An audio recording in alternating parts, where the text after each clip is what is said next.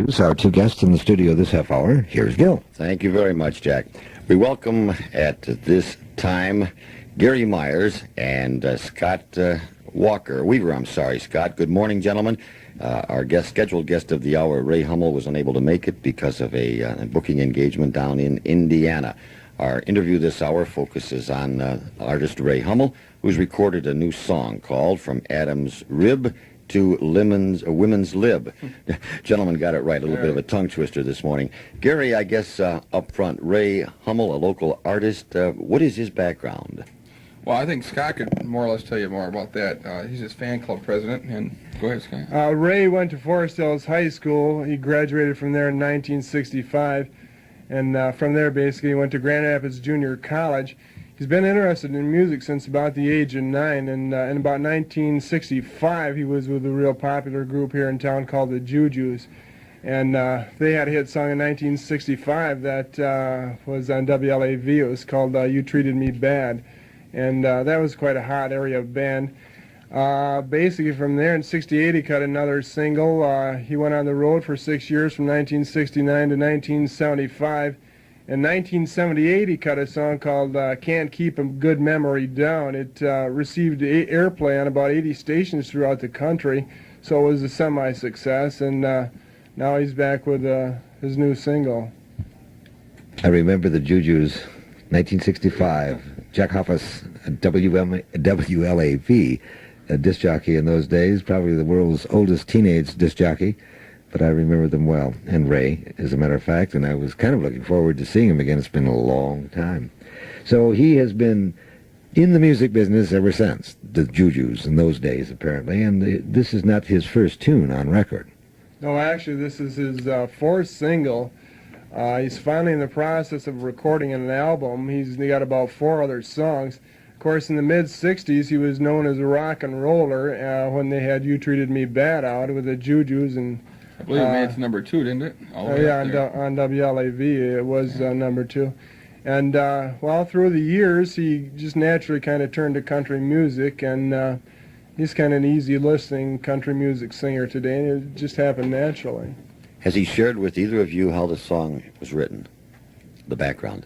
Adam's Rib to Women's Lib was actually written by Gary Myers here, so he can tell you about it. Oh, now we probe further. Yeah, Gary. Okay. Well, it started about 3 or 4 years ago. The song Adam's Rib to Women's Lib, I just happened to be watching a TV show, and I was watching MASH, I believe it was, and they were talking about a little restaurant in Chicago. And it said Adam's Rib, they barbecued spare ribs. And I said, well, I was reading the paper, and I saw Women's Lib, and I put it together. And I've been writing songs and poems since I was about the same age Ray started when he was in music. And I always start writing from the title. And it went on from there, and we got a few cute little lines. And pretty soon, the last 2 years, I put I'd add a line every now and then, and pretty soon we got the song From Adam's Rib to Women's Lib. And what happened from then on was I contacted Ray Hummel, and he was, of course, a local musician here, and I liked his voice. I heard him a few times, and I really liked his voice, and I originally wrote the song for Ray Stevens, and I contacted his office, and they seemed to be interested, but the personal contact I got from Ray, the idea was he was more interested in getting something going, and he, had expressed his desire to go along with the song, and so I said, well, we might as well try it. Ray went ahead, and I gave him the lyrics and sort of a melody that I had made up, and Ray put the melody on paper and added some of his own, and therefore we split the song up. He was the writer of the music, and I was the writer of the words. From the time you saw the MASH film, and I remember seeing that Adam's Rib, they called long distance from Korea to Chicago to get some ribs. Klinger wanted some, or somebody else, right? I've seen the episode, and from the time you saw that until the record was cut, how much time elapsed? Oh, a few years. Because of the fact that something like this, first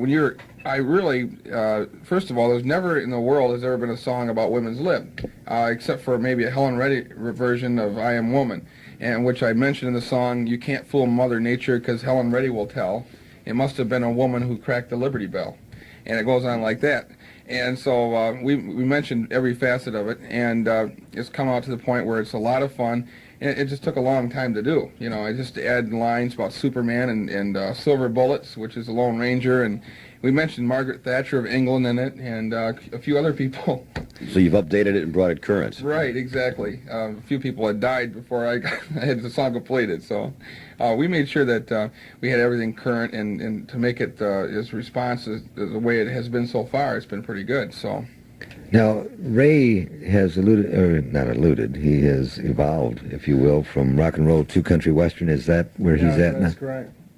And is now so that he plays, when he entertains, he plays by himself, or does he still play in a group? He's known as a one-man band from Michigan, actually. Ray is very talented. Well, he plays by himself because basically he can make a little more money, first of all. And also for him, that's just his style that has evolved. He plays guitar, harmonica, banjo, the mandolin, keyboards, and then he's got kind of a synthesizer machine in his act. So he's known as the one-man band from Michigan. He's very skilled at doing that. Now, Gary, this label that when you and Ray finally got it together in terms of the new tune, From Adam's Rib to Women's Lib, it's on a label called Renegade Records. Is it a local?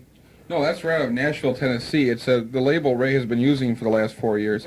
When I wrote the song and gave it to Ray, and we put it together, and we recorded it locally at a studio, ASP Records in Comstock Park, and we sent the record out to be pressed at Renegade Records there.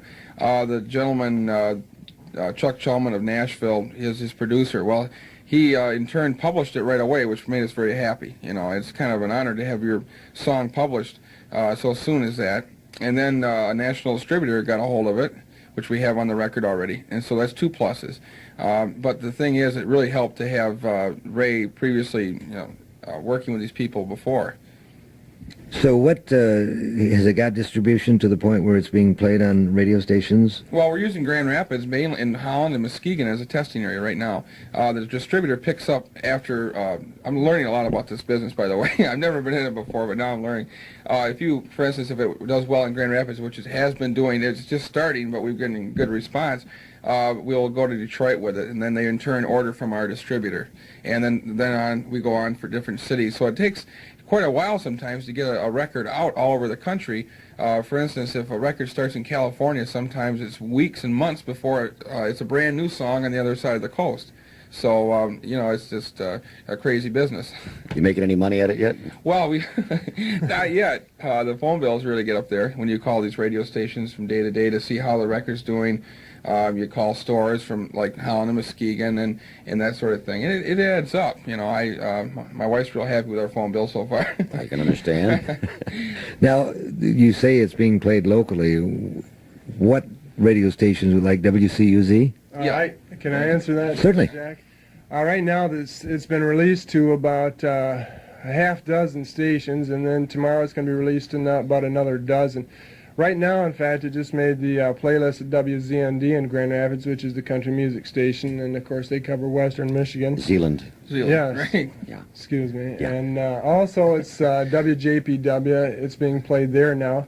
It's being released to some of your competitors here in town, CUZ and WOOD, and we've got to wait on the word from them, but it's being released right now to about 18 stations, and if it goes over fairly good, then it'll be released to the Flint, Lansing, and the Detroit markets as well. And also WGRD, which brings the point, we've got sort of a crossover tune here. We've got a rock and roll station that said we'll play it. We've got a mellow station that says we'll play it, and then a country station, which makes us pretty happy because it's a novelty song, and we're glad it came out that way. So Now, with WCUZ, I think of WCUZ because they are country western, Right. basically, and so you are not.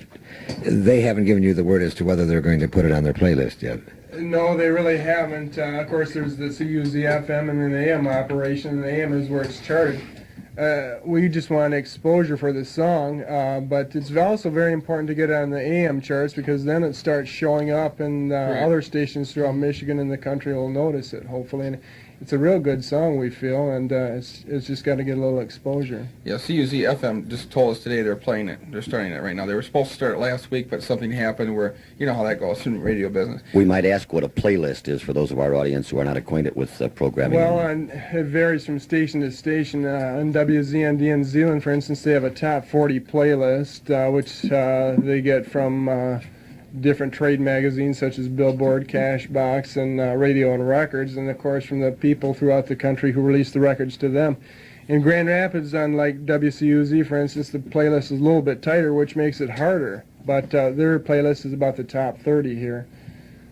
Playlists, I can relate to them well. In my day, there used to be the top tune list. You know, you could pick it up at your favorite record store. I don't even know if they have those anymore, but I know every week they were published and the pictures of the jocks were on the front or the back or in the middle. It was uncanny. And, of course, with my bald head, it really stood out. The Wolfman Jack of Grand Rapids. That's right. Okay. Some of the playlists are still around.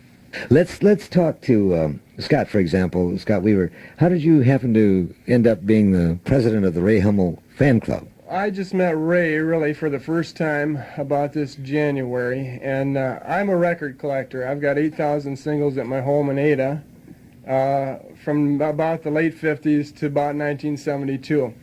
And in that collection, I've got about 60 to 80 songs by local people such as Ronnie Frey and the Plagues and the Phlegethon, the Soul Benders, on and on. And so when Can't Keep a Good Memory came down in 1978, I saw it in the charts in Myers and all the record stores where it's also available now, but I never bought it. I just never got around to it. So I wrote him a letter one day, and I said I liked the song called Can't Keep a Good Memory Down, and did he have some copies? Well, from there, I met him out to the Homestead Inn on Plainfield Avenue in Grand Rapids, where he was playing at the time, and it just evolved from that. I got to like him, and to me, he represents something. He's somewhat of an underdog attitude in that I see him as a very talented person, and I've always pulled for that person, but it's so hard to get national exposure. So I just got to like him, and he was very open about where the direction he was headed and everything, and it just evolved. And he had a fan club here about 2 or 3 years ago, but it kind of dissipated due to one thing or another, and so he asked me if I'd be willing to do it, and I said yes. It's just a hobby, more or less, but that's how that evolved. Ted, your collection of records, I suppose you and I could relate or reminisce forever, because I, through the 60s, was so involved with rock and roll, as it were. Ray Hummel, I remember him well. Again, he was going to be here with us, but he's entertaining in Indiana. Well, he's got to play in southern Indiana, and it's in Tell City, which is on the Kentucky-Indiana border. And he's got to start playing Monday night, and it just takes too long. It takes about 8 to 10 hour drive to get down there, and being a one-man band, it takes some time to set up. So we were a little fouled up on that point, and when we finally found out that we had to be down here this morning, and we wish Ray Hummel could have been here, but he expressed his regrets, of course, because he loves doing these. Well, we have his record that he has recorded, obviously. We have Gary Myers with us, and Gary is the one that wrote the tune. The two, Gary and Ray Hummel, collaborated. Gary wrote the lyric, and Ray wrote the music. And the end result is this particular record. It's playing. I don't understand. What we have to do, Gil, perhaps you'll chit-chat just a minute with him while I set it up again. You betcha, Jack. Delighted to do so. We might ask... I have to interrupt by saying that we don't play music around here anymore. In all the years that I have spun records, We appreciate you doing it. very seldom I put a record on the turntable back here, and I put it on, and I've got it in what we call Q, and it's just been playing away like crazy. Yeah. We might ask Scott now, while Jack tends to the mechanical end of the business. How many members are there in the Ray Hummel fan club? Well, I'll tell you right now, we've got about, I just went through the thing, because we've got the first fan club newsletter coming out the 1st of July, as a matter of fact, and I've been working on it for months, but there's about 200 members. Do they pay dues? Yes, they do. The dues are $4 a year, which includes your usual privileges. Now, in rock and roll, there aren't really fan clubs. In country music, it's a very popular thing. Dues would include, for instance, like an 8x10 picture, 4 quarterly news releases on them, a dues card, fan club button, quite a few other things about the music of country country music. So it's a value for those who love country and western. Yes, it is, and basically it's a grassroots support for the artist so that he can begin to spread his name and get a little bit more publicity. All right, gentlemen, I think we're ready now.